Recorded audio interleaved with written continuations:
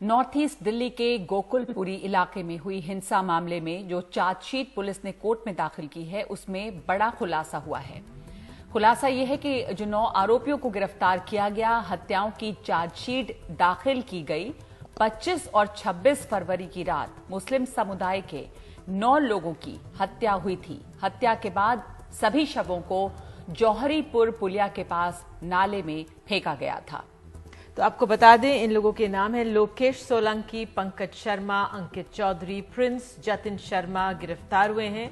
Prince Jatin Sharma, Himanshu Thakur, विवेक Panchal arrest हुए हैं और ऋषभ चौधरी और सुमित चौधरी भी गिरफ्तार हैं। दंगे फैलाने के लिए 125 सदस्यों का एक व्हाट्सएप ग्रुप बनाया गया था, पुलिस का कहना है। और यह भी कहना है कि 24 फरवरी को कट्टर हिंदू एकता नाम का व्हाट्सएप ग्रुप बनाया गया था। 9 हत्याओं के बाद ग्रुप के ज्यादातर सदस्य एग्जिट हुए, चैट डिलीट किया गया। अभी कई आरोपियों की तलाश पुलिस कर रही है और इस चार्जशीट पर अधिक जानकारी के लिए कोशिश करते हैं अपने सहयोगी मुकेश सिंह सेंगर के पास चलने की, लेकिन ये अपने आप में बहुत अहम चार्जशीट मानी जा रही है।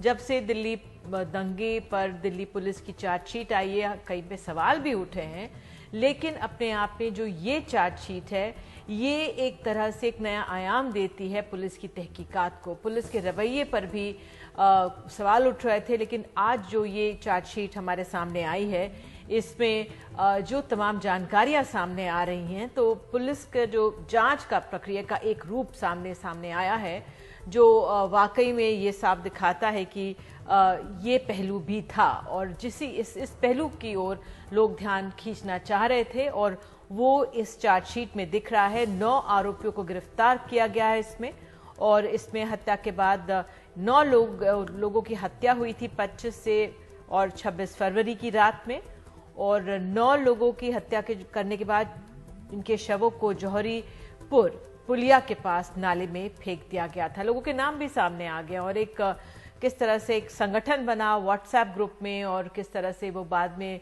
चैट्स डिलीट की गई।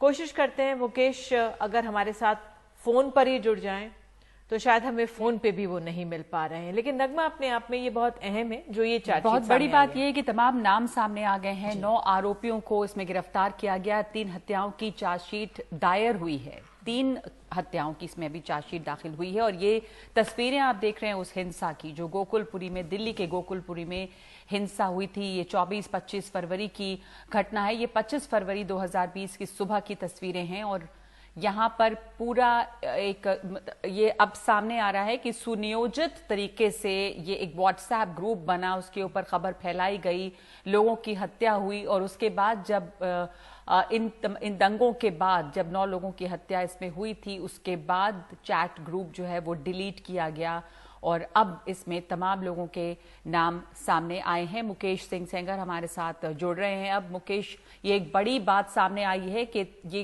ग्रुप का नाम, इसमें से जो लोग जुड़े हुए थे, इन तमाम लोगों का नाम सामने आया है और सामने आ रहा है कि किस तरह से पूरा प्लान करके यहाँ पे हिंसा हुई है।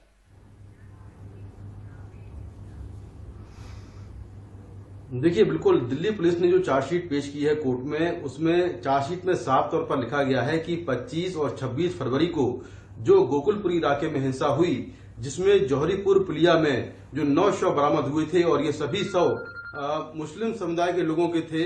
ये इसमें जांच हुई तो मालूम चला कि 24 फरवरी की रात में ही एक ग्रुप बनाया गया था। इस ग्रुप का नाम था कट्टर हिंदू एकता, इस तरह से इसका नाम था कट्टर हिंदू एकता। और इस ग्रुप में एक जो मुख्य आरोपी है लोकेश सोलंकी जिसका नाम है, उसने तमाम ग्रुप में मैसेज किए थे और उसने कहा था कि हम लोग तैयार हैं, अगर कोई दिक्कत हो बताना, हमारे पास गोला बारूद है, हमारे पास हथियार हैं। फिर उसने रात में दोबारा मैसेज किया कि हमने एक विशेष समुदाय के 2 लोगों को पुलिया पर मार दिया है और उनको नाले में फेंक दिया है। ये सारे मैसेज एक व्हाट्सएप ग्रुप बनाया गया था, उसमें किए गए थे। इस व्हाट्सएप ग्रुप में 125 मेंबर थे और 125 मेंबर जो जुड़े थे, इनमें से अधिकतर मेंबर 25-26 की वारदात के बाद उसके बाद इस ग्रुप को एग्जिट कर गए। लेकिन पुलिस ने जांच की तो पाया कि जो तमाम आरोपी हैं उन्होंने जो चैट का डेटा है वो अपने ग्रुप से डिलीट कर दिया था और बाद में पुलिस ने वो पूरा डेटा फॉरेंसिक एक्सपर्ट की मदद से उसको रिकवर कर लिया और ये पाया कि जो ग्रुप का मेन इसमें जो आरोपी है जिसने ग्रुप क्रिएट किया था वो अभी फरार चल रहा है।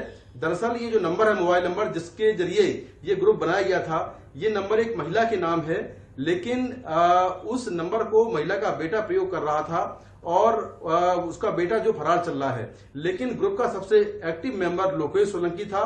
पुलिस ने लोकेश से पूछताछ के बाद कुल अभी तक 9 लोगों को गिरफ्तार किया है। ये सभी 9 लोग हिंदू कट्टर एकता ग्रुप के मेंबर थे और लगातार आरोप यह है कि इन लोगों ने एक के बाद एक 25 और 26 फरवरी की रात गोकुलपुरी इलाके में 9 हत्याओं को अंजाम दिया और एक विशेष धर्म के लोगों को टारगेट करके मारा गया और मारने से पहले उनसे कहा गया कि वो जय श्री राम के नारे लगाएं।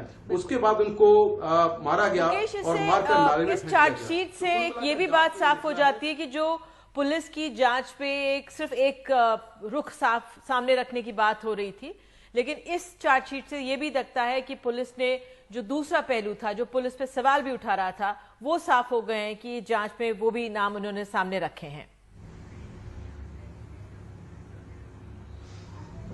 देखिए, बिल्कुल पुलिस ने जो टेक्निकल एविडेंस है उसके बेस पर ये पूरी जांच की है, जिसमें ये कहा गया है कि एक व्हाट्सएप ग्रुप बना था और उस व्हाट्सएप ग्रुप का नाम था कट्टर हिंदू एकता और उसी ग्रुप के जो मेंबर थे उन्होंने इस पूरी घटना को अंजाम दिया। लेकिन इसके पीछे और क्या लार्जर कॉन्स्पिरेसी हो सकती है ये हमें देखना होगा, क्योंकि इसमें तमाम बड़े नेताओं के भी नाम सामने आए थे, लेकिन उनका नाम ना तो एफआईआर में है ना उनके खिलाफ चार्जशीट पेश की गई है। तो कुल मिलाकर अभी एक 9 मर्डर के मामले में, जो मामले अलग अलग हैं 9 मर्डर के, जो कि 25-26 की रात हुए थे, उस मामले में पुलिस ने साफ कर दिया है कि ये ग्रुप बना था और इस ग्रुप के 125 मेंबर थे जिन्होंने टारगेट करके एक विशेष समुदाय के लोगों को मारा।